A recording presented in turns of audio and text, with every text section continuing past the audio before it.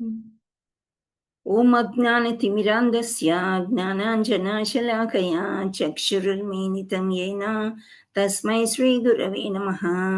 श्रीचैतन्यमनोभीष्टं स्थापितं येन भूतले स्वयं रूपः कदा मह्यं ददाति स्वपदान्तिकं।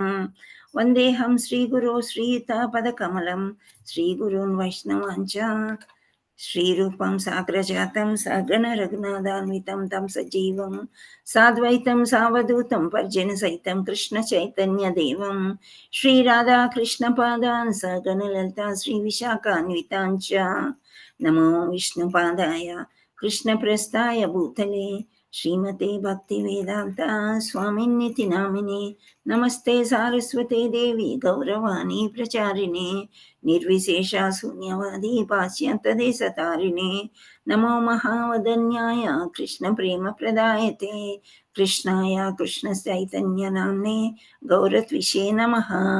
हे कृष्णा करुणा सिन्धो दीनबन्धो जगत्पते गोपेश गोपिकान्ता राधाकान्ता नमोऽस्तुते तप्तकाञ्चन गौराङ्गी राधे वृन्दावनेश्वरी वृषभानुसुते देवी प्रणमामि हरिप्रिये वाञ्छाकल्पतरुभ्यस्य कृपासिन्धुभ्य एव च पतितानां पावनेभ्यो वैष्णवेभ्यो नमो नमः। जय श्री कृष्ण चैतन्य प्रभु नित्यानंद श्री अद्वैत गदाधर श्रीवासादि गौर भक्त वृंद हरे कृष्णा कृष्णा कृष्णा हरे हरे हरे राम राम राम हरे हरे। जय जय श्री चैतन्य जय नित्यानंद जय अद्वैता चंद्र जय गौर भक्त वृंद जय जय श्री चैतन्य जय नित्यानंद जय अद्वैता चंद्र जय गौर भक्त वृंद जय जय श्री चैतन्य जय नित्यानंद जय अद्वैता चंद्र जय गौर भक्त वृंदा। ओम नमो भगवते वासुदेवाय। ओम नमो भगवते वासुदेवाय। ओम नमो भगवते वासुदेवाय। नारायणं नमस्कृत्य नरं चैव नरोत्तमं देवीं सरस्वतीं व्यासं ततो जयम् उदीरयेत्। नष्टप्रायेषु भद्रेषु नित्यं भागवत सेवया भगवत् अत्युत्तमश्लोके भक्तिर्भवति नैष्टिकी।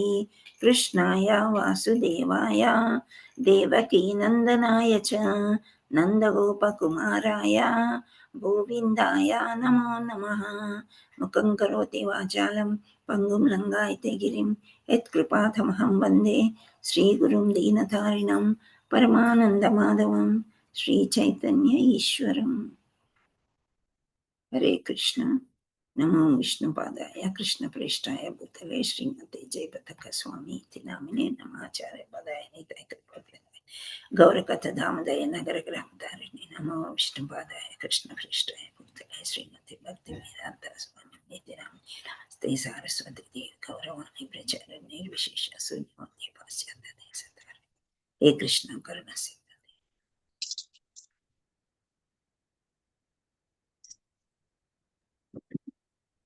हरे कृष्ण माताजी। हरे कृष्ण।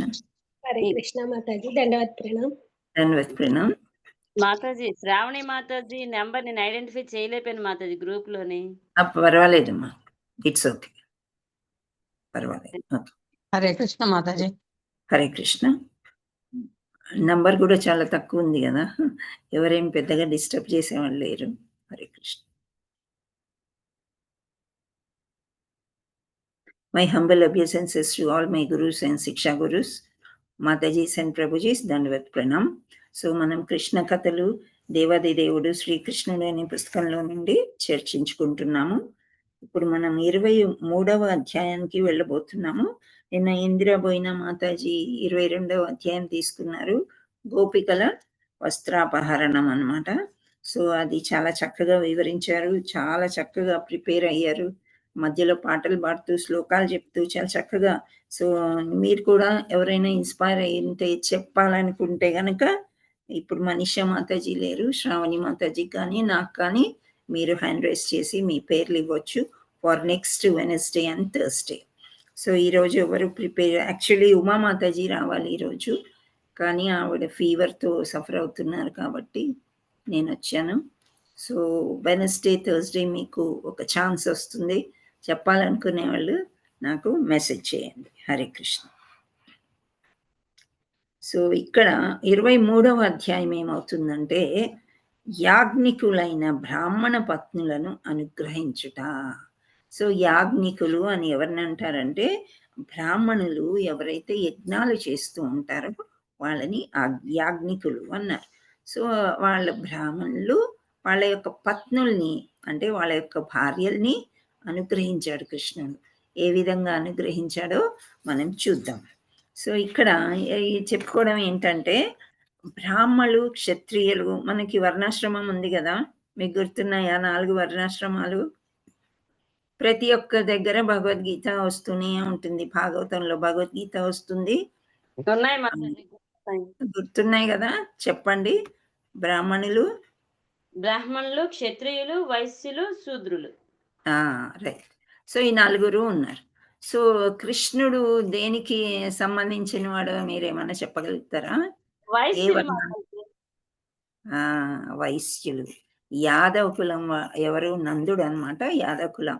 కానీ కృష్ణుడు పుట్టింది ఎందులో? బలరాముడు ఎందులోకొస్తాడు? అంటే రాజుల వంశంలో మాతాజీ. ఎందుకంటే మరి వసుదేవుడు రాజే కదా మాతాజీ. వసుదేవుడి యొక్క పుత్రుడే బలరాముడు కదా! అవును మాతాజీ. సో, వసుదేవుడు పుత్రుడు బలరాముడు, కృష్ణుడు కూడా. అంటే పుట్టుకతోని ఆయన క్షత్రియుడు. క్షత్రియుడు. యెస్ అది. మాతాజీ. Very good. సో, ఈ మామూలుగా ఇక్కడ నందకులంలో పెరుగుతున్నాడు గాబట్టి వైశ్యుడు వైశ్యులు. అవుతాడు. యెస్ మాతాజీ. సో, అంటే ఇక్కడ చూసినట్లయితే బ్రాహ్మణులు అధిక కులము అని చెప్తూ ఉంటారు. మనం ఇప్పుడు కానీ యాక్చువల్లీ కృష్ణ కాన్షియస్ ప్రకారం ఎవరైతే చక్కగా వైష్ణవ పూజ చేస్తూ ఉంటారో, వైష్ణవ యొక్క నియమాలన్నీ పాటిస్తూ బ్రాహ్మణ ఇనిషియేషన్ ఎవరైతే తీసుకుంటారో వాళ్ళందరూ బ్రాహ్మణులుగా పరిగణిస్తారు. ఎవరైతే వేదాలు అల్లిస్తారో, ప్రచారం ఎక్కువ చేస్తూ ఉంటారో, టీచింగ్ చేస్తారు, వీళ్ళందరూ గూడా బ్రాహ్మలుగా పరిగణిస్తూ ఉంటారు. సో, యాక్చువల్లీ అప్పట్లో ఏముండేదంటే, బ్రాహ్మణులు బాగా వేదాలు వల్లించి, యజ్ఞాలు చేసి, రాజులకి చేదోడు వాదోడుగా ఉండేవారనమాట. సో, వాళ్ళకెప్పుడు తల మీద కొంచెం అహంకారం ఉండేదనమాట. వీళ్ళందరూ మాకంటే తక్కువ గదా! అని జెప్పేసి. యాగాలు, యజ్ఞాలు, పూజలు చేసేటప్పుడు వాళ్ళు వండుకునే వంటలు ఎవరికి కూడా దానం ఇచ్చేవారు కాదనమాట. యజ్ఞం చేసిన తర్వాత యజ్ఞదేవుడికి ప్రసాదం పెట్టిన తర్వాత అప్పుడే వాళ్ళు ఎవరికైనా ఇవ్వాలనుకుంటే ఇస్తారనమాట. సో, అది ఒక రూల్ లాగా ఉండేది. సో, ఇలా వృందావనంలో ఒకరోజు ఏమైందంటే ప్రొద్దు గడిచిందంట. అంటే కొంచెం మధ్యాహ్నం సమయం అలా అయిందనమాట. అయ్యేసరికి వీళ్ళు ప్రొద్దున్న భోజనం చేయకుండా వచ్చారంట. ఎవరు? గోపబాలురు అందరూ గూడా. సో, వాళ్ళు కృష్ణ బలరాములు వాళ్ళకి ఏదొచ్చినా గానీ ప్రాబ్లమ్ కృష్ణ బలరాముల దగ్గరికే వెళ్లి చెప్తూ ఉంటారు. సో, వాళ్ళేమంటున్నారంటే, మాకు వాళ్ళకి చాలా ఆకలేస్తుంది. ప్రొద్దున్న భోజనం చేయకుండా వచ్చేసారని అందుచేత బాగా ఆకలి వేస్తుందని వెంటనే వారు కృష్ణ బలరాముల దగ్గరికి వెళ్లి, "కృష్ణ, బలరామ మీరిద్దరూ మహాబల సంపన్నులు. మీరు ఎంత మంచి రాక్షసులైనా చంపగలరు. కానీ ఈరోజు మేము ఆకలిచే మిక్కిలి బాధపడుతున్నాము. ఇది మాకు కలతను కలిగిస్తుంది. కనుక మా ఆకలిని పోగొట్టడానికి మీరు ఏదో ఒకటి చేయవలసింది." అంటే చూడండి ఇప్పుడు వీళ్ళకి ఆకలేస్తుంది. ఆవుల దగ్గర పాలు పితుకొని తాగుదామా అంటే ఎవరెవరియో ఆవులు. ఆవులు కాయడానికి అవి మేస్తూ ఉన్నప్పుడు వీళ్ళు కాపలాదారుల్లాగా వచ్చారు గోపబాలురందరూ. అది కుదరదు. పోనీ చెట్లెక్కి పళ్ళవి తిందామా అంటే వాళ్ళు చిన్న పిల్లలు. వీళ్ళిద్దరే మహాబలశాలులు. సో, మాకేదో ఒకటి చేయండి. మాకు చాలా ఆకలేస్తుంది అని గోపబాలురందరూ కృష్ణ బలరాముల దగ్గరికి వెళ్లి అడిగారంట. అడిగినప్పుడు మిత్రులచే ఈ విధంగా అడగబడిన వారై కృష్ణ బలరాములు యాజ్ఞికులైన బ్రాహ్మణ పత్రుల పట్ల అనుగ్రహం చూపించేందుకు సన్నద్ధమయ్యారు. సో, ఇక్కడ బ్రాహ్మణ పత్రులు ఇక్కడ ఏమవుతుందంటే, ఇంతకుముందు కూడా చెప్పాను నేను. అడవిలోకి ఎక్కడ పడితే అక్కడికి ఆడవాళ్ళు పూర్వకాలం అప్పట్లో వెళ్ళేవారు కాదనమాట. సో, పెళ్ళైన వాళ్ళంటే భర్త అనుమతితోనే ఎక్కడికైనా వెళ్ళాలంటే వెళ్ళాలి. సో, ఎప్పటినుండో కృష్ణుడి యొక్క లీలలు చిన్నప్పటి నుండి చేస్తున్నాడు గదా! ఇప్పుడు కిషోరి వయసుకొచ్చాడు. అంటే ఇంచుమించు 10 సంవత్సరాల వయసుకొచ్చారని ఇంతకుముందు అధ్యాయంలో మనం చదువుకున్నాం. సో, అప్పటి నుండి కూడా ఈ ఈ ఋషి పత్నులకి ఒక కోరిక ఉండిపోయిందంట. కృష్ణుడి యొక్క లీలలు తలుచుకొని, విని, కృష్ణుడిని, బలరాముడిని చూడాలని వాళ్ళు చాలా కోరిక పెట్టేసుకొని అండ్ అది కాకుండా వాళ్ళు పరమ భక్తురాండ్రు అంట. సో, వాళ్ళు చాలా మంచి భక్తి చేసేవాళ్ళనమాట. వీళ్ళిద్దరి గురించి గూడా. ఒక్క క్షణం ఎక్స్‌క్యూజ్ మీ.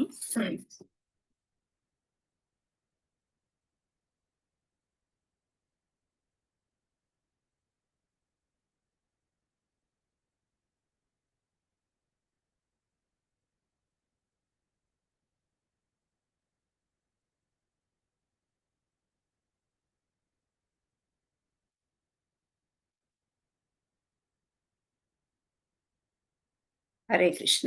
సో, వాళ్ళు చాలా భక్తి భావం కూడా వాళ్ళకి బాగా ఏర్పడిపోయి, వీళ్ళని చూడాలని ఎంతో మనసులో ఇప్పుడు భగవంతుడిని చూడాలని మనం అనుకున్నాము, సేవ చేయాలి అనుకుంటే, భగవంతుడు మనకి ఎక్కడో ఒక దగ్గర అవకాశం తప్పకుండా కలిగిస్తారనమాట. సో, కృష్ణుడు, బలరాముడు వాళ్ళు అనుకున్నారనమాట. వీళ్ళని అనుగ్రహించడానికి ఇదొక మంచి అవకాశమని దేవాది దేవుడు తలిచాడంట. అప్పుడు అతడు తన మిత్రులతో ఏమన్నాడంటే, మిత్రులారా దగ్గరలోనే ఉన్నట్టి బ్రాహ్మణుల ఇళ్ళకు వెళ్ళండి. స్వర్గప్రాప్తిని కోరినందుకు ఆ బ్రాహ్మణులందరూ ఇప్పుడు అంగీరసం అనే యజ్ఞాన్ని చేస్తున్నారు. మీరందరూ వారి దగ్గరికి వెళ్ళండి అని అన్నాడు. పిదప ఆ దేవాది దేవుడు వారిని హెచ్చరిస్తూ, ఆ బ్రాహ్మణులు వైష్ణవులు కారు. వారు కృష్ణ, బలరామ అంటూ మా పేర్లనైనా ఉచ్చరించరు. వేద జ్ఞాన ప్రయోజనం నన్ను తెలుసుకోవడానికి అయినా వారు వేద మంత్రోచ్చారణతోనే తలమునకలై ఉంటారు. చూడండి వేదాల్లో ఎన్నో రకాల మంత్రాలుంటాయన్నమాట. సో, దేవాది దేవుడి యొక్క మంత్రమే అసలైన మంత్రము. దేవాది దేవుడిని తలుచుకోవడమే అసలైన జీవం అన్నమాట. కానీ ఈ బ్రాహ్మణులు కొంచెము తలబిరుస్తనం ఉంటుంది వాళ్ళకి. ఇదే గొప్ప, అదే గొప్ప అని వేరే దేవతల యొక్క మంత్రాలన్నీ ఉచ్చరిస్తారు కానీ, ఎప్పుడైనా నన్నస్సలు తలుచుకోరు. అంటే వాళ్ళు వైష్ణవులు కాదు అని చక్కగా చెప్పేశారు. కృష్ణ బలరాములనే మా పేర్ల పట్ల వారి ఆకర్షణ లేదు. కాబట్టి మా పేరు మీద ఏది అడగకపోవడం ఉత్తమం. మీరు బలరాముడి పేరు చెప్పి ఏదైనా దానం అడగండి అని అన్నాడు. అంటే కృష్ణుడి గురించి కృష్ణుడి లీలలు భార్యలు ఎంత చెప్పినా గానీ ఇలాంటి వాళ్ళకి అసలు నమ్మకం లేదు గాబట్టి మంచి వైష్ణవులు కాదు బ్రాహ్మణులు. వాళ్ళు వేరే దేవతల్ని కొలుస్తారు. అగ్నిదేవుడికి పూజలు చేస్తున్నారు గాబట్టి వాళ్ళు తలచరు. సో, మీరెందుకైనా మంచిది బలరాముడి పేరైతే వాడుకోవచ్చు గానీ, నా పేరేం చెప్పకండి అని శ్రీకృష్ణ భగవానుడు వాళ్ళ యొక్క ఫ్రెండ్స్‌తోని చెప్పారనమాట. సో, దానము సాధారణంగా ఉత్తమ కులజులైన బ్రాహ్మణులకే ఇవ్వబడుతుంది. కానీ కృష్ణ బలరాములు బ్రాహ్మణుల వంశంలో జన్మింపలేదు. బలరాముడు వసుదేవ తనయుడని అంటే క్షత్రియుడని ప్రసిద్ధి చెందాడు.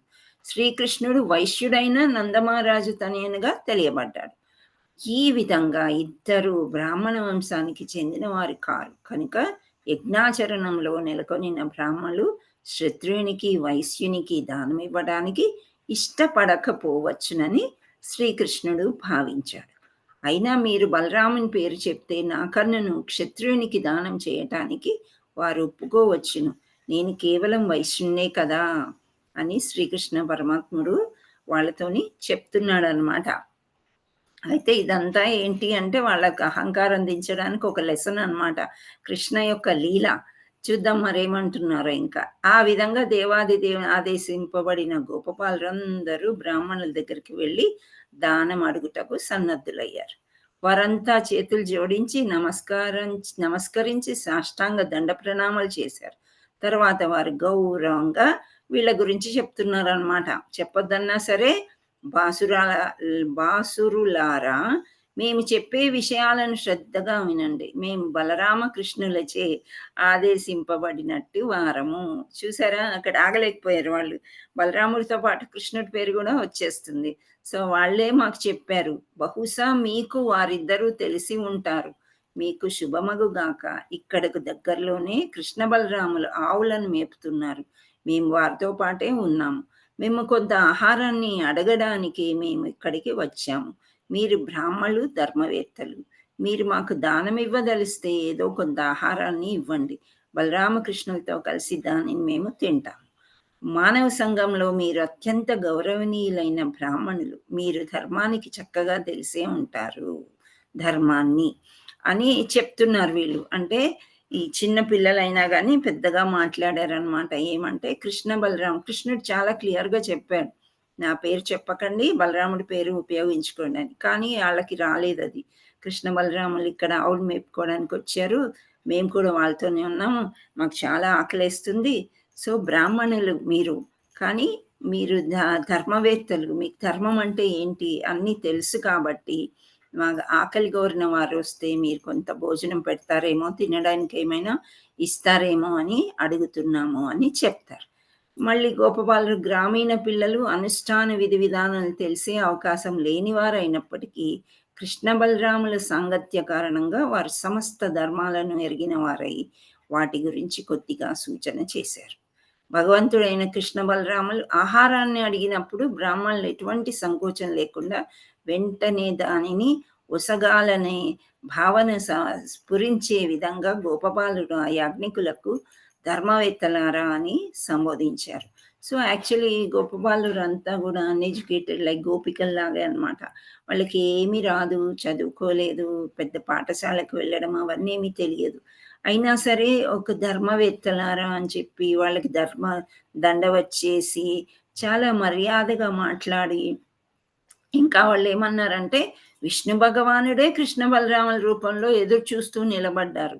ఇంక వీళ్ళకి తెలిసిన విషయము అంటే ఈ యొక్క లీలలు వాళ్ళు స్వయంగా చూసారు గాబట్టి, ఆళ్ళందరూ అనుకుంటూ ఉంటారనమాట. వీళ్ళందరూ ఎవరో కాదు విష్ణు భగవానుడే. కృష్ణ బలరామ రూపంలో ఎదురు చూస్తూ కనుక మీ దగ్గర ఉన్నట్టి అన్నరాసులను వెంటనే ఇవ్వండి. సో, ఇప్పుడు క్షత్రియులు, యాదవులు ఇవన్నీ చెప్పుకోకుండా కృష్ణ బలరాములు అంటే తొందరగా ఆహారం ఇచ్చేస్తారు గదా అన్నట్టు వాళ్ళలా చెప్పారనమాట. చెప్పిన తర్వాత ఇక్కడ ఏమంటున్నారు వీళ్ళు భుజించాలి అని అన్నారు. ఎప్పుడు ఆహారం భుజించాలో, ఎప్పుడు ఆహారం భుజింపకూడదో కూడా వారు బ్రాహ్మణులకు వివరించారనమాట. సాధారణంగా విశుద్ధ భగవద్భక్తులు సామాన్యమైన యజ్ఞాచరణలో పాల్గొనరు. అయినా దీక్ష, పశు సంస్థ, సౌత్రామణి అనే అనుష్ఠానములు వారికి బాగా తెలుసు. యజ్ఞారంభ దీక్ష తర్వాత పశువధకు సురాపానం అనుమతించబడే సౌత్రామణికి ముందు భోజనం చేయవచ్చు. ఈ కార్యక్రమం యొక్క ప్రస్తుత దశలో అన్నము స్వీకరించడం నిషిద్ధం కాదు కాబట్టి మేము దానిని తీసుకుంటాం. కనుక మాకు అన్నము ఇవ్వండి అని గోపబాలురు అడుగుతున్నారనమాట. అంటే ఇక్కడ బ్రాహ్మణులు చేసే పూజా కార్యక్రమాలు. కానీ వేరే వాళ్ళంతా కూడా పూజ స్టార్ట్ అవ్వకముందు, తర్వాత కూడా భోజనం చెయ్యొచ్చు అని మీకు తెలుసు గదా! అందుచేత నిషిద్ధం కాదు కాబట్టి మీరు కొంత అన్నం పెట్టండి అని అడుగుతున్నారు. ఎంతో అర్థిస్తున్నారు. అయితే ఇంత అర్థించాల్సిన అవసరం ఉందా? ఒక మాయ చేయొచ్చు గదా! కృష్ణ భగవానుడు. ఏవో పళ్ళు, ఫలాలు, ఈ పంచభక్ష పరమాన్నాలు గూడా వాళ్ళ ముందుకి పెట్టవచ్చు. కానీ ఋషిపత్రులను అనుగ్రహించటానికి ఇంత డ్రామా జరిగిందనమాట. సో, ఇదంతా గూడా నాటకమే ఒకలాంటిది. సో, ఇక్కడ కృష్ణ బలరాముల అనుయాయాలను సామాన్యమగు గోపబాలురే అయినప్పటికీ వైదిక యజ్ఞ క్రతువులో నెలకొనినట్టి ఉన్నత వర్ణ బ్రాహ్మణులైన శాసించే స్థితిలో ఉన్నారు. కానీ కేవలం యజ్ఞాచరణమే లక్ష్యంగా కలిగినట్టి స్మార్త బ్రాహ్మణులు భగవద్భక్తుల నిర్దేశాన్ని అర్థం చేసుకోలేకపోయారు. భగవంతుడైన కృష్ణ బలరాముల యాచననైనా వారు తెలుసుకోలేకపోయారన్నమాట. కృష్ణ బలరాముల పక్షాన గోపబాలురు తమ వాదనను వినిపించినప్పటికీ బ్రాహ్మణులు వాళ్ళు పట్టించుకోలేదు. సో ఒక మాట అయినా పలకలేదు. ఏమి ఒక మాట కూడా మాట్లాడలేదనమాట వాళ్ళు. ఈ బాలులందరినీ కూడా వెనక్కి వెళ్ళేటట్టు వాళ్ళలా చేశారనమాట. అంటే చాలా బిజీగా ఉన్నట్టు, మాకసలేం వినిపించలేదు. వేదాల ప్రయోజనం వాళ్ళకి తెలియని కారణంగా, సో వాళ్ళకి భగవద్గీత అంటే భగవద్గీతలో వేద ప్రయోజనం ఎలా చేశారు భగవంతుడు, ఇవన్నీ కూడా వివరించబడింది. కానీ వాళ్ళందులో మేము పాలు పంచుకోలేదు, మాకేమీ తెలియదు అన్నట్లే వాళ్ళేం చేశారు, మాట్లాడకుండా సైలెంట్‌గా ఉన్నారు. ఇంకా వీళ్ళు ఎంతసేపని యాచిస్తారు, రకరకాలుగా చెప్పారు వాళ్ళు. ఇక్కడేంటి వేద ప్రయోజనము శ్రీకృష్ణుని తెలుసుకోవడమేనని భగవద్గీతలో వివరించబడింది. వేద జ్ఞానంలో, అనుష్ఠానంలో ఎంతగా పురోగమించినప్పటికీ కృష్ణుని వారు తెలుసుకోలేకపోయారు. కాబట్టి వారి వేద జ్ఞానము వ్యర్థమే అవుతుంది. అందుకే శ్రీ చైతన్య మహాప్రభు తన విలువైన అభిప్రాయాన్ని తెలుపుతూ, ఒకానొక వ్యక్తి బ్రాహ్మణ వంశంలో జన్మించకపోయినా కృష్ణుని గురించి లేదా కృష్ణ సంబంధ విజ్ఞానం గురించి చక్కగా తెలుసుకుంటే బ్రాహ్మణుని కన్నను ఉన్నతుడవుతాడు, గురుస్థానానికి అతడు యోగ్యుడవుతాడు అని అన్నారు. సో కృష్ణ చైతన్యంలో ఈ విధంగా చెప్పారనమాట. అంటే చైతన్య మహాప్రభు ఆ సమయంలోనే హరిదాస ఠాకూరు మ్లేచ్ఛ కులంలో అంటే ముస్లింల వంశంలో పుడతాడు. ఆయనని కరుణించి ఆయన చేత రాయిస్తాడనమాట. ఎన్నో కవితలు, పుస్తకము మంచిగా రాయిస్తాడు చైతన్య మహాప్రభు. అంటే శ్రీకృష్ణ మహాప్రభువే అనమాట, ఇన్కార్నేషన్ ఆఫ్ శ్రీకృష్ణ. సో అది మనకి వేదాలు ఇవన్నీ చదివి కృష్ణ కాన్షియస్లో ఉన్నట్లయితే మనకి అర్థమవుతుంది కలియుగంలో చైతన్య మహాప్రభు వచ్చారు అని చెప్పేసి. సో ఇలాంటి వ్యత్యాసం లేదు అని చెప్తున్నారు.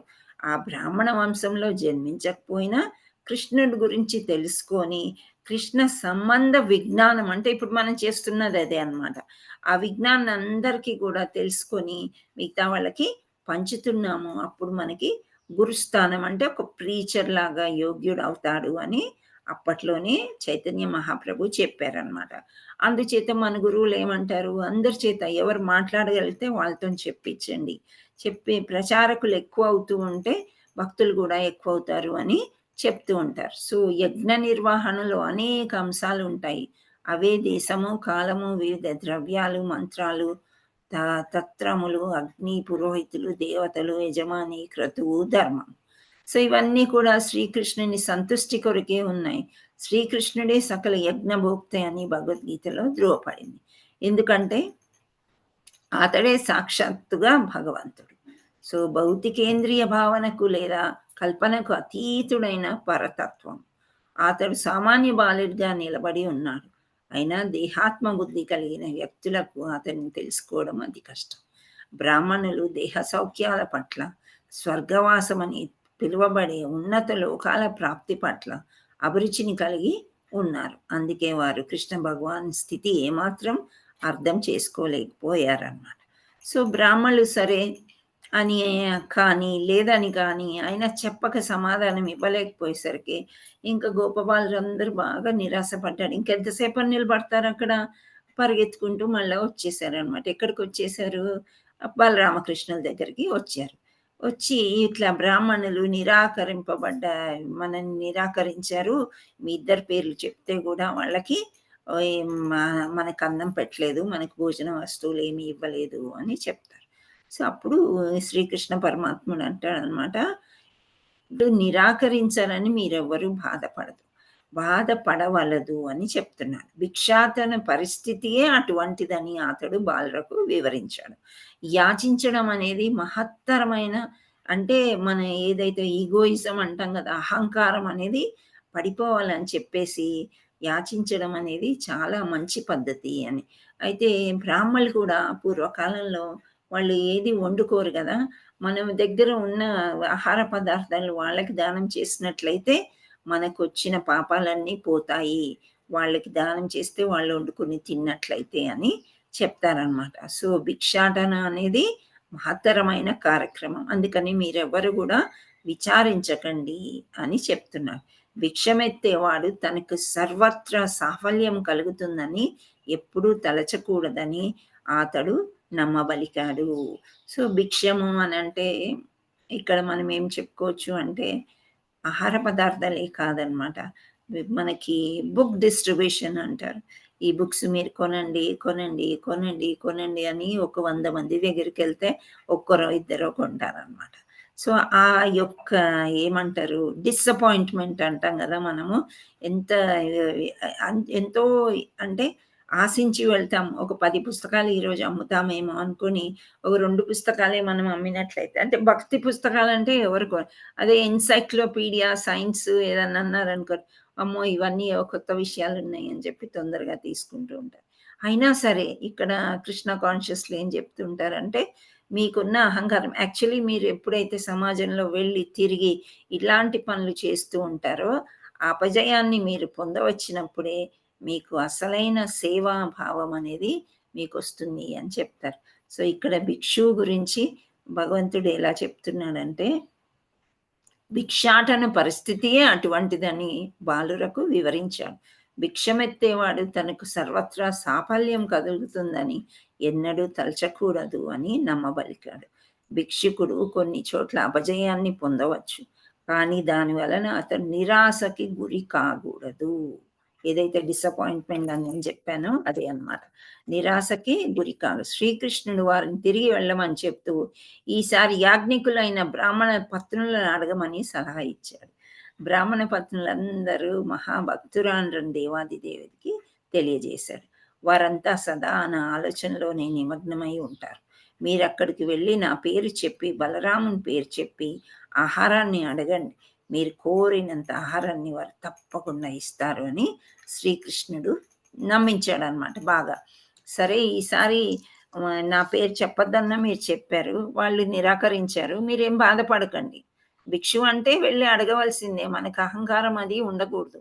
ఈసారి మీరు ఋషిపత్నుల దగ్గరికెళ్ళండి. ఎందుకంటే వాళ్ళు నన్ను చాలా భక్తితో కొలుస్తూ ఉంటారు. నన్ను చూడడానికి ఉవ్విళ్ళూరుతున్నారు కాబట్టి చక్కగా వాళ్ళ దగ్గరికి వెళ్ళండి. మీకు కావాల్సినంత ఆహారం వాళ్ళు పెడతారు అని చెప్పేసరికి వీళ్ళు పరిగెత్తుకుంటూ ఋషిపత్నుల దగ్గరికెళ్ళారు.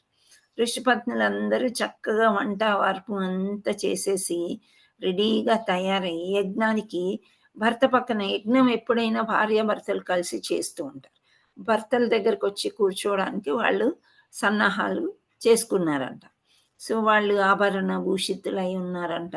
వారందరికీ నమస్కరించి తర్వాత గోపబాలురు వినమ్రంగా అమ్మలారా మీకు నమస్కారం. దయచేసి మా మాటలను సావధానంగా వినండి. కృష్ణ బలరాములు ఇక్కడికి దగ్గరలోనే ఉన్నారు. వారక్కడ గోవులను మేపుతున్నారు. వారి ఆజ్ఞ మేరకే మేము ఇక్కడికి వచ్చాము. మా అందరికీ బాగా ఆకలిగా ఉంది. అందుకే ఏదో కొంత ఆహారం కొరకు మీ దగ్గరికి వచ్చాము. కృష్ణ బలరాములకు మాకు ఏదైనా తినడానికి ఇవ్వండి. ఇంకా వాళ్ళు ఎంతో నమ్రతగా ముద్దుగా చిన్నపిల్లలు కదా హాయిగా అడిగారనమాట.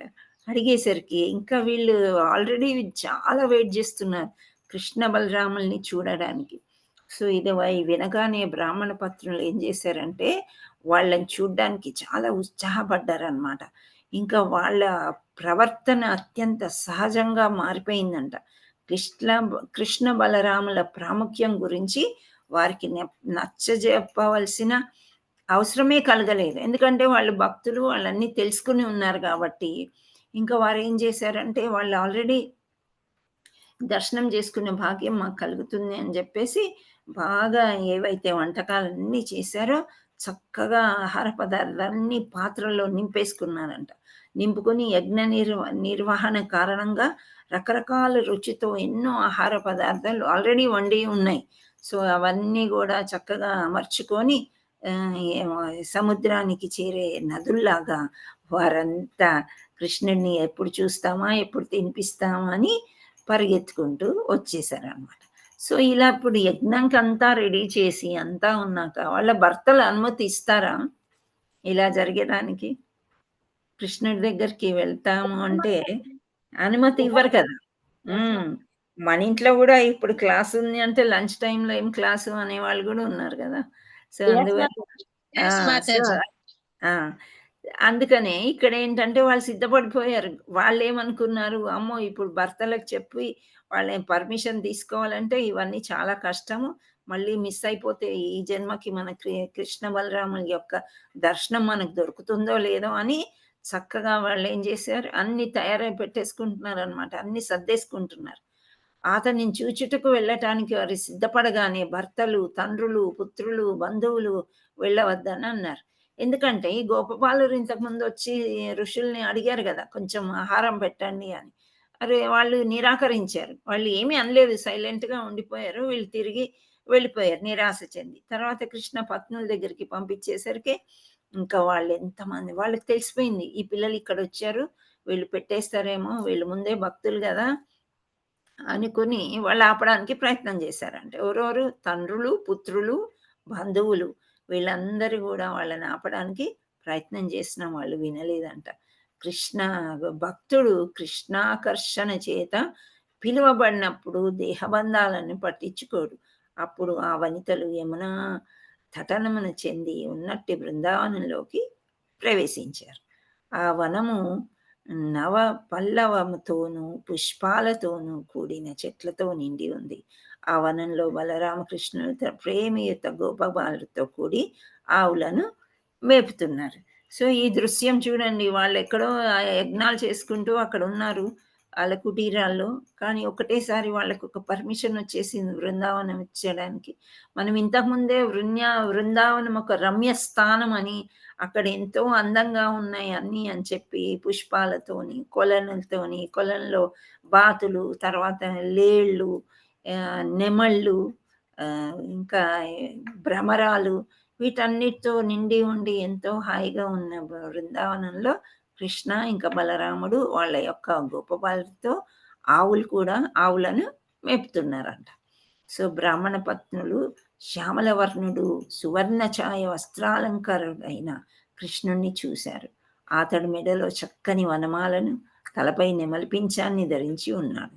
బృందావనంలో లభించే ధాతువులతో చక్కగా అలంకరించుకొని అతడు అచ్చం నటవరుని వేషంలో గోచరించాడు. ఒక చేత మిత్రుని భుజంపై ఆంచి రెండవ చేతిలో కలువ పువ్వులను తిప్పుతూ అతడు కర్ణములలో ఉత్పలములను ధరించాడు. తిలకము దిద్దుకొని అతడు అతి మనోహరంగా నవ్వుతున్నాడు.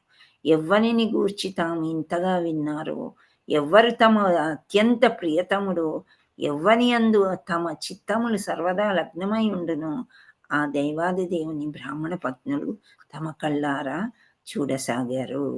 చూడండి, ఈ రోజుల్లో మనకు అట్లాంటి భాగ్యం లేదు. అందుచేత గుడికి వెళ్ళి ఆ శ్రీకృష్ణుని చూసినట్లయితే మనకి ఇలాగే ఉంటుందన్నమాట.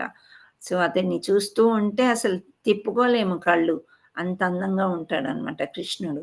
సో, ఇక్కడ ఎలా విన్నారో అలాగే చూస్తున్నాము. ఇంకా బాగున్నాడు అని వాళ్ళు తమ చిత్తములు సర్వదా లగ్నమై ఉండేవో అని దేవాది దేవుని బ్రాహ్మణ పత్ని కన్నులారా చూశారు. ఇప్పుడు వారు కళ్ళు కలిపి ముఖాముఖి చూడగానే ఆ దేవదేవుడు కళ్ళ ద్వారా వారి హృదయంలో ప్రవేశించాడు.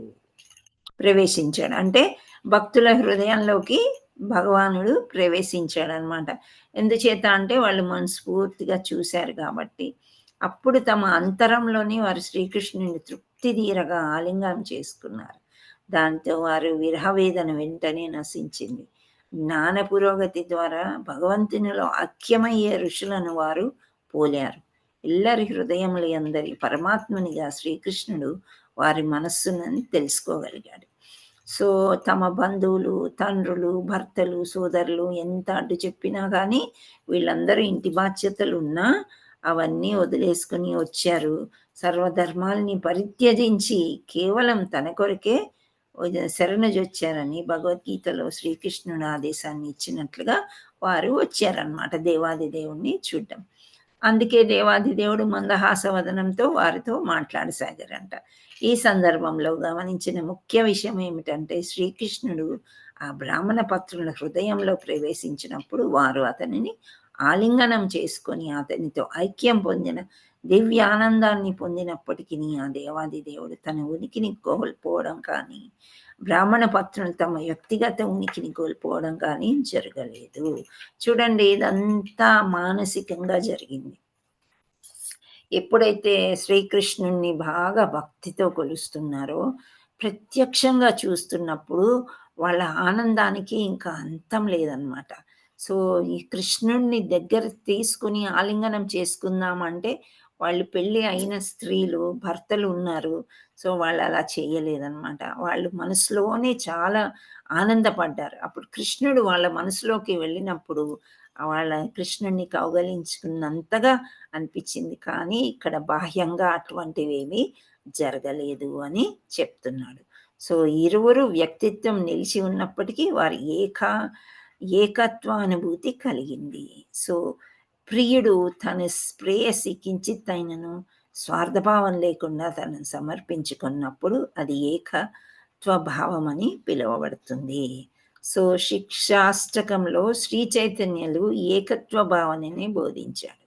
శ్రీకృష్ణుడు తనకు నచ్చినట్లు వర్ణించు స్వేచ్ఛగా వర్తించినను భక్తుడు సర్వదా ఆ దేవదేవుని కోరుకొని ఏకీభవించి ఉండాలి. దానికి అనుగుణంగానే ఉండాలి. అటువంటి ఏకీభావమే కృష్ణుని పట్ల ప్రేమతో బ్రాహ్మణ పత్నుల ద్వారా ప్రదర్శించబడింది.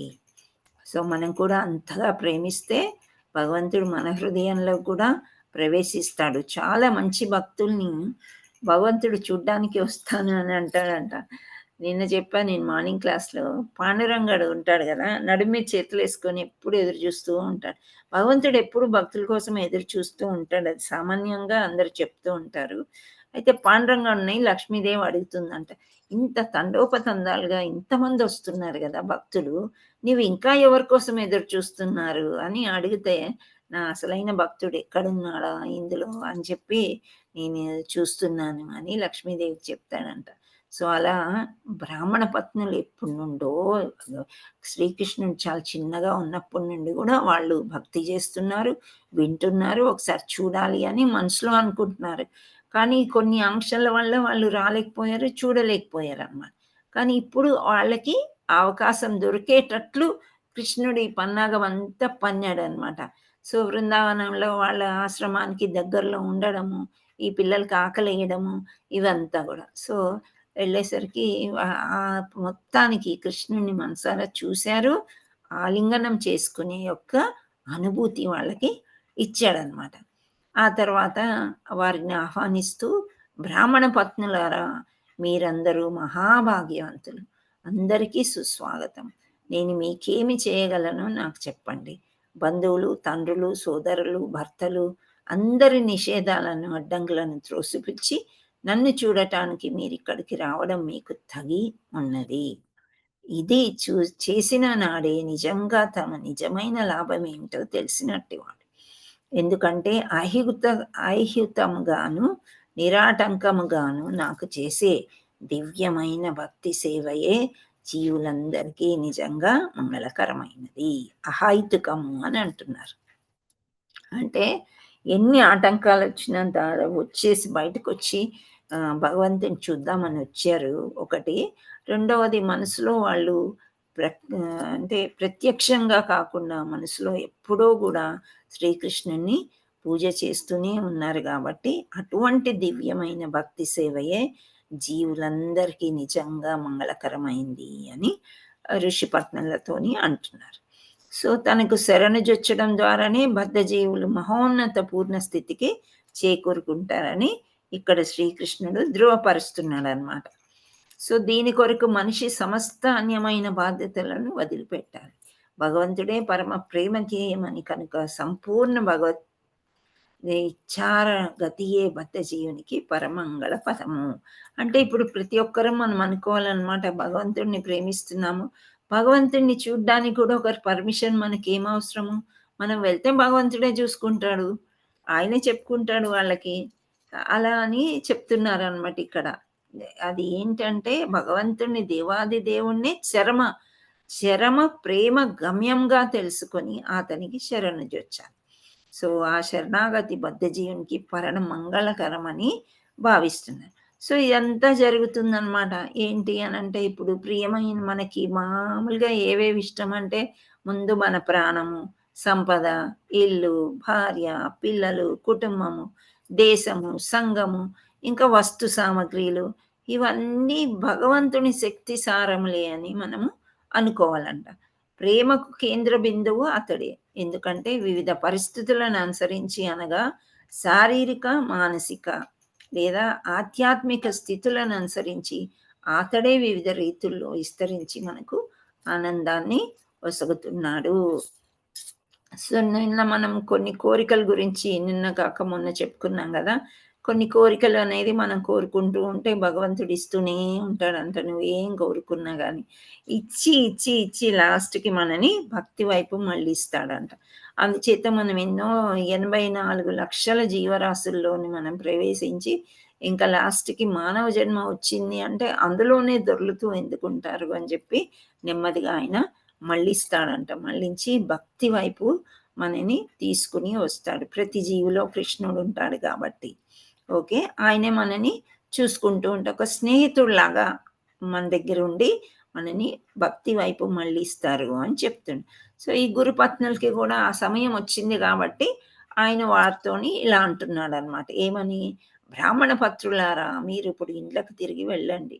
యజ్ఞ కార్యంలో మీ భర్తల సేవలో గృహ కలాపాలతో పాల్గొని మీ భర్తలకు ఆనందాన్ని కలిగించండి. అప్పుడు వారు ఆరంభించిన యజ్ఞం చక్కగా పూర్తవుతుంది. మీ భర్తలు గృహమేధులు. మీ సహాయం లేకుండా వారు తమ బాధ్యతలను ఎలా నిర్వహింపగలుగుతారు అని అన్నాడు. సో ఇప్పుడు కృష్ణుడు ఎలా చేస్తాడంటే రాసలీల చేసేటప్పుడు కూడా లీల అంతా చేసి చక్కగా నృత్యం చేసి వాళ్ళతో ఆడుకుని పాడుకుని ఇంక అయిపోయింది మీరు ఇంటికి వెళ్ళండి అంటే వాళ్ళకి ఓపికలకి కృష్ణుని వదలబుద్ధి కాదు. First point. సెకండ్, అర్ధరాత్రి వచ్చి ఇక్కడ కృష్ణుడితో ఆడుకుని వెళ్ళేటప్పుడు వాళ్ళకు ఒక భయం కూడా ఉంటుందన్నమాట. అత్తమామలు ఏమంటారో భర్త ఏమంటారో అనేది. అదేవిధంగా ఇక్కడ ఋషిపత్నులు వచ్చేటప్పుడైతే చక్కగా అన్ని పట్టుకుని వచ్చేసారు. ఇక్కడ ఆనందించారు. కృష్ణుడిని ఆలింగనం చేసుకున్నారు. అంతా భోజనం పెట్టారు. అంతా అయింది.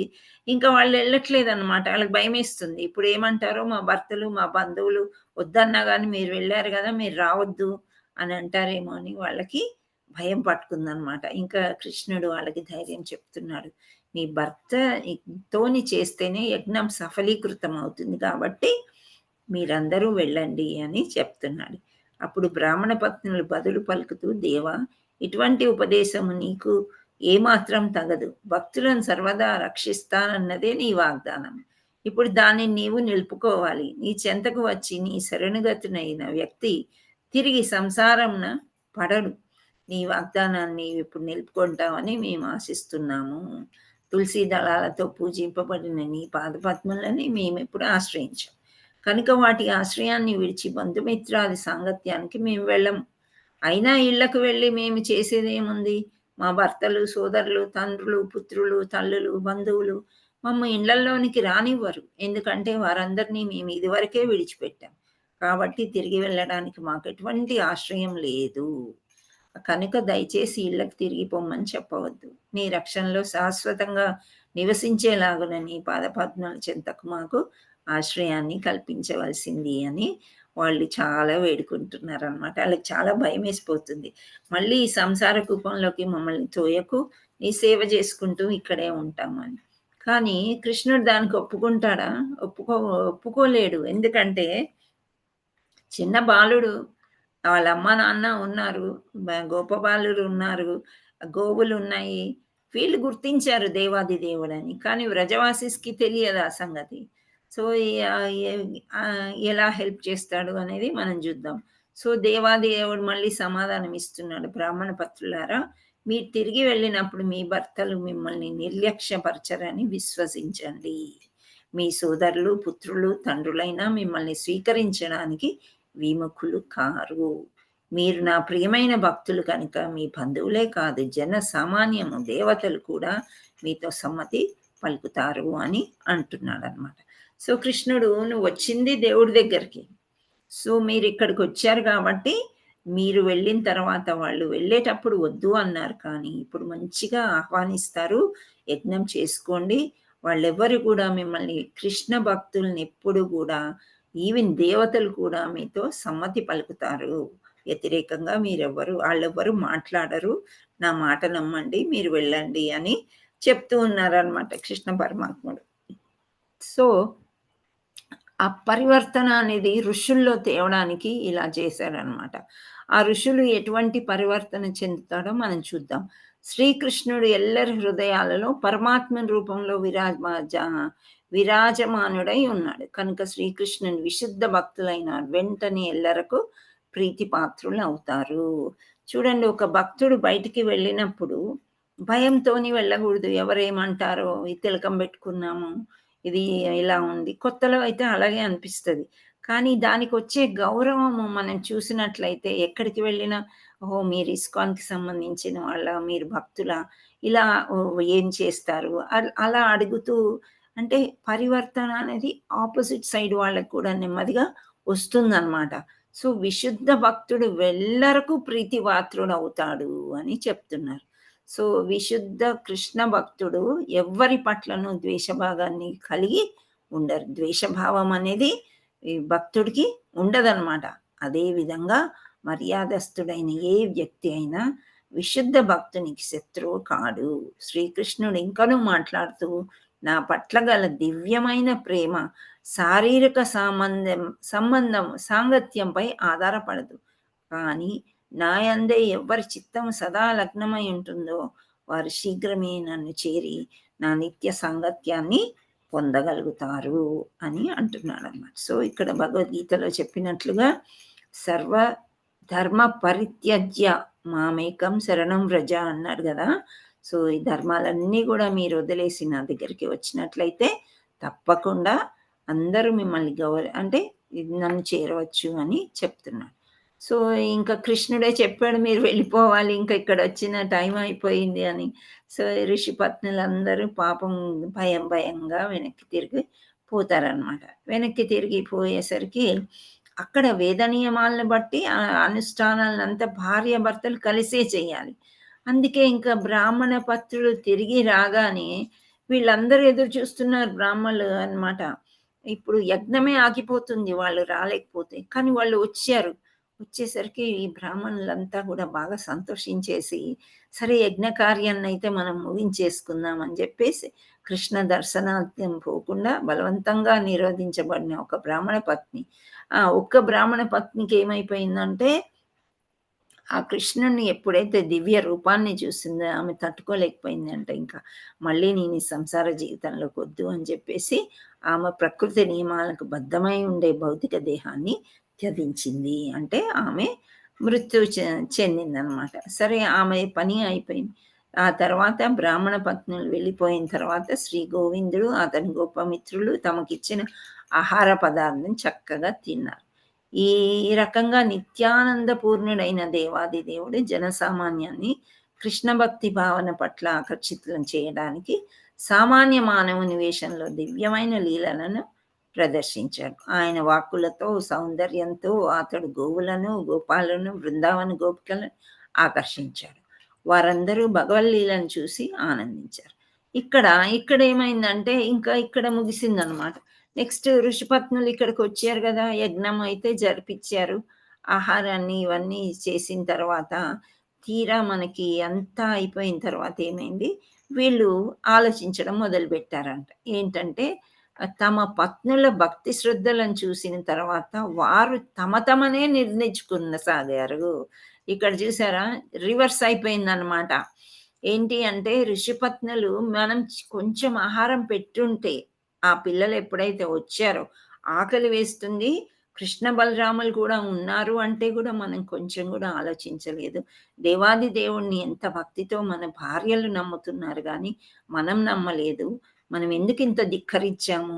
ఇంత అహంకారం ఎందుకొచ్చేసింది? మన అదోక్షుడైన భగవానుని పట్ల దివ్యమైన ప్రేమయుత సేవ పెంపొందించుకోలేనందున వీటన్నింటినీ ధిక్కారమగుగాక అని వాళ్ళు చాలా బాధపడ్డారు. ఆ బ్రాహ్మణులు అంతా కూడా ఎంతో గౌరవించారనమాట. వాళ్ళ భార్యలకి ఇంత మంచి భక్తి ఉంది, మనము దాన్ని కొనసాగించుకోలేకపోయాము. సో, అని చాలా బాధపడుతూ వాళ్ళు వాళ్ళని వాళ్ళే నిందించుకున్నారంట. మనం ఇంత అహంకారపూరితం అయిపోయాము, మనం ఏమి చేయలేకపోయాం ఏంటి అని. సో, కృష్ణ మాయ ఎంత ప్రబలమైందంటే అది మహాయోగులకే మోహాన్ని కలుగజేస్తుంది. దక్షత కలిగిన బ్రాహ్మణులమైన మనము మానవ సంఘంలోని ఇతర వర్ణాల గురువులుగా భావించబడినప్పటికీ మాయామోహితులం అయిపోయాం. చూడండి ఇప్పుడు మనం ఇన్ని నేర్చుకుంటున్నాం గదా! మనం ఎంతో మందికి నేర్పిస్తున్నాం. కానీ ఇంట్లో మన క్యారెక్టర్ గాని, మనము కొంత రివర్స్‌లో ఉంటూ ఉంటాం. సో, వీళ్ళు కూడా అదే అనుకుంటున్నారు. మనం బ్రాహ్మణులమై ఉన్నాము. మానవ సంఘంలో హైయెస్ట్ గురువుల్లాగా మనని భావిస్తున్నారు. మనమే అందరికీ చెప్పవలసింది పోయి, మనమెందుకు ఈ మాయా మోహంలో పడిపోయాము అని మానవులు అంటే వనితలకి మహద్భాగ్యాన్ని ఒక్కసారి కలిగించాడు దేవాది దేవుడు.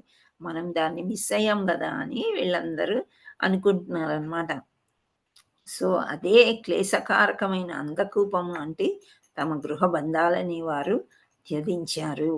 సో, గృహ బంధాల్ని భగవంతుడి కోసము గృహ బంధాలనే వదులుకొని వెళ్లారు. వాళ్ళెంత భాగ్యవంతులు గదా! కృష్ణ భక్తి భావనను అవలీలగా చేపట్టగలిగారు వాళ్ళు అని అనుకుంటున్నారు. సో, కృష్ణ ప్రేమను పెంచుకొనినప్పుడు వారు మాయాబంధం నుండి సులభంగా ముక్తిని పొందగలరు. అది నామమాత్ర బుద్ధిమంతులు పండితులకైనా అత్యంత కఠినము. సో, వీళ్ళనుకుంటున్నారు మామూలుగా స్త్రీలు మననొదిలేసి చక్కగా వెళ్ళిపోయారు గదా! మనమెందుకు ఇలా బిహేవ్ చేసాం? మనమెందుకు ఇలా అనుకున్నాము? అంత మొహంలో ఎందుకు పడిపోయాము అని మళ్ళీ వాళ్ళేమనుకుంటున్నారు, వేద వేదాదేశానుసారము స్త్రీలకు ఉపనయ సంస్కారం ఉండదు. అంతే గదా! ఉపనయనం అనేది మగవాళ్ళకే జేస్తారు గానీ, ఆడవాళ్ళకి ఉండదు. అప్పుడు కానీ మనం ఎన్ని వేదాలు వల్లిస్తాము, ఎంత పూజ చేస్తాము, ఉపనయనమే అయినా గానీ మనకింత జ్ఞానం లేదేంటి? మ అదే ఆడవాళ్ళకి ఇవన్నీ ఏమీ లేవు. వాళ్ళు వేదాలు చదవరు, ఏమీ లేవు. గురువాశ్రమం బ్రహ్మచారులుగా వారు అనుమతింపబడరు. తపస్సు కూడా వారికి చెప్పబడలేదు. ఆత్మానుభూతిని గురించి తాత్విక చర్చలో వారు నిపుణులు కారు. సహజంగానే వారు అంతగా పవిత్రులు కారు. వారికి శుభదాయక కర్మల పట్ల అనురక్తి ఉండదు. అందుకే యోగీశ్వరులకు యోగీశ్వరుడైన శ్రీకృష్ణుని పట్ల ఆ వనితలు అంత దివ్యమైన ప్రేమను వృద్ధి చేసుకోవడం ఎంత అద్భుతం. శ్రీకృష్ణుని పట్ల గల దృఢమైన భక్తి శ్రద్ధలతో వీరు మనలను అతిశయించారు అని చెప్తున్నారనమాట. అంటే మనం ఇంత చదువుకున్నాం, ఇన్ని వేదాలు దేవాది దేవుడే అన్ని అని తెలుసుకున్నప్పటికీ కూడా మనం ఎంతో నిర్లక్ష్యంగా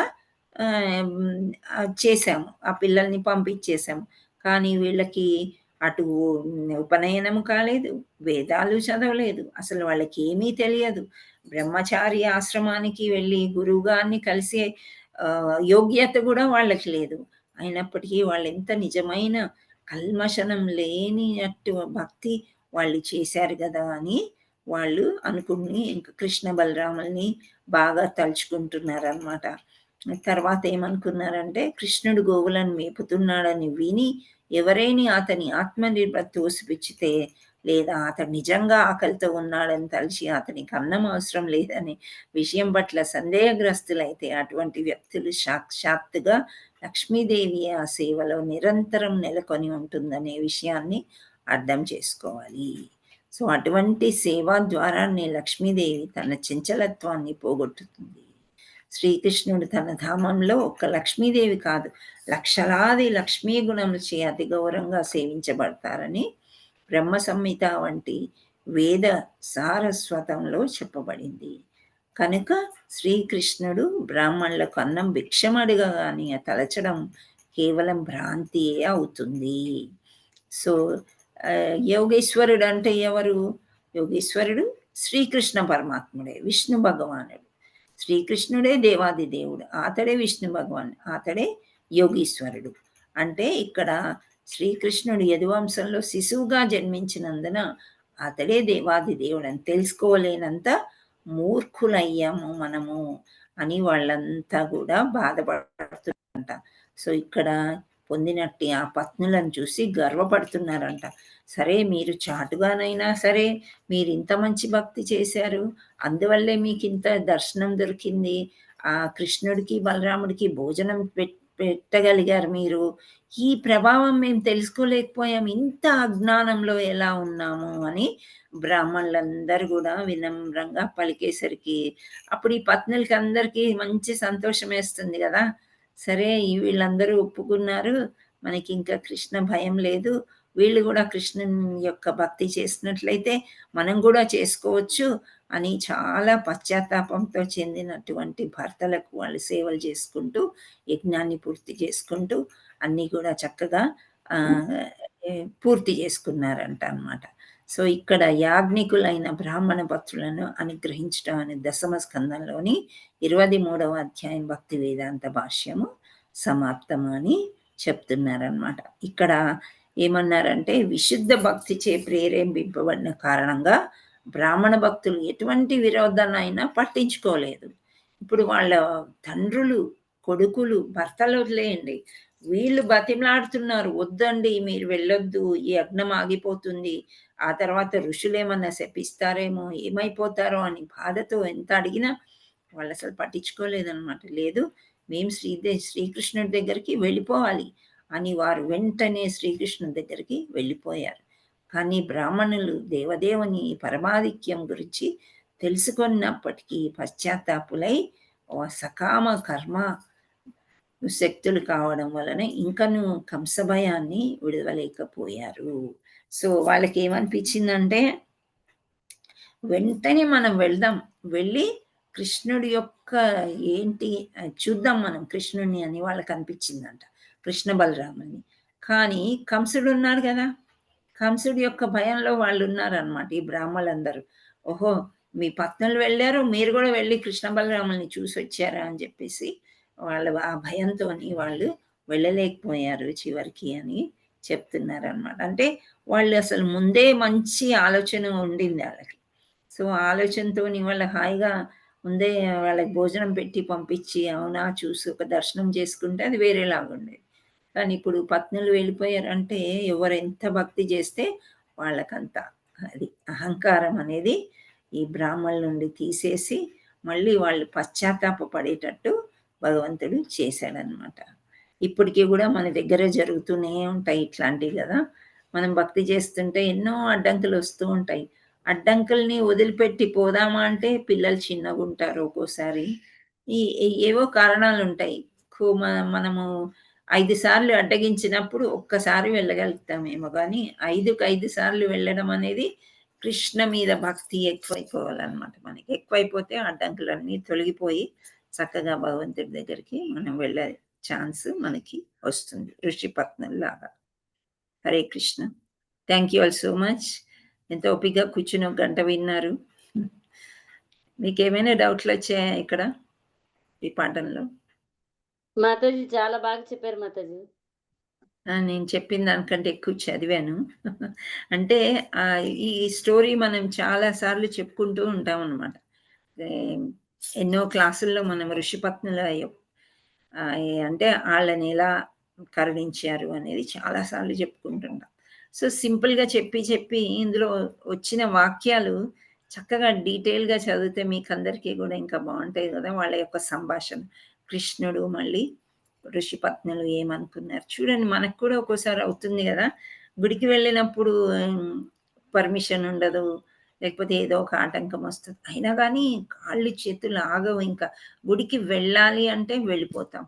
కానీ అక్కడ మనసులో తిరుగుతూ ఉంటది. భగవంతుడిని చూసినంత సేపు చూస్తాము. ఒక ప్రదక్షిణ జేస్తాము. ఒక్కోసారి అది గూడా ఉండదు. పరిగెత్తుకుంటూ, పరిగెత్తుకుంటూ వస్తాం. కానీ అక్కడ ఉన్నంత సేపు మనసు ఇక్కడ ఉండగూడదు. నేనైతే భగవంతుడిని అదే ప్రార్థిస్తాను. వద్దు భగవంతుడా నాకు ఈ అటాచ్‌మెంట్‌లు ఇవన్నీ నాకెందుకు? నాకు నువ్వే కావాలి. నాకవి రాకుండా చూడు. కనీసం నీ సమక్షంలో ఉన్నంత వరకైనా నాకు ఏ ఆలోచన ఉండగూడదు అనేది అలా ప్రార్థించుకుంటాను నేనైతే. కానీ మనకి ఉంటది అది. ఆ టెన్షన్ అనేది అయితే నిన్న నేనొక వీడియో చూసాను. ఏంటి అంటే మనకెప్పుడు కూడా ఇన్‌సెక్యూరిటీ ఒకటి, ఇంకోటి అటాచ్‌మెంట్. ఈ 2 ఉండడం మూలానే మనకన్ని బాధలుంటాయంట. అటాచ్‌మెంట్ అంటే ఎవరితోనైనా భర్తతోని గాని, పిల్లలతోని గాని ఏదో అటాచ్‌మెంట్ అనేది ఉంటది. ఇప్పుడు పిల్లలు చిన్నగున్నారు. తల్లి ఎక్కడికో వెళ్ళింది. ఆ పిల్లల మీదే మనసు లాగుతదనమాట. ఆ పని చేసుకునే కంటే కూడా. అది అవునా కాదా? యెస్ మాతాజీ. కదా! ఒక్కోసారి భర్త వద్దంటాడు. యెస్ వద్దంటే మ్యామ్. గూడా లేదు ఈరోజు ఏకాదశి, ఈరోజు వెడ్నెస్‌డే నేను వెళ్ళాలి అని వెళ్ళినా సరే మనకి ఆ ఇన్‌సెక్యూరిటీ అక్కడ. భర్త గదా! ఇంకెళ్ళిన తర్వాత ఇప్పుడు ఋషిపత్నులు భయపడ్డారు. సో, అదే విధంగా మనం ఇంకా గుడికి వెళ్ళడం ఏంటి? వాళ్ళ అనుమతి తీసుకొని వెళ్లి పూజ కానీ అలా అనుకుంటే మనకెప్పుడు అనుమతి రాదు ఎవరి దగ్గర నుంచి. సో, ఇవన్నీ గూడా కృష్ణుడికి సర్వధర్మ పరిత్యజ్యము. అంతేగాని ఇది ఇదంతా గూడా పరిత్యజించేస్తున్నాం మేము. నీ దగ్గరకొస్తున్నామంటే భగవంతుడే వాళ్ళ మనసులు మార్చేసి ఋషుల్లాగా పరివర్తన తీసుకొచ్చి చక్కగా ఏం లేదు నేను రికార్డింగ్ స్టాప్ చేస్తున్నా అన్‌స్టేబుల్ అని వస్తుంది నాకు అందుకే.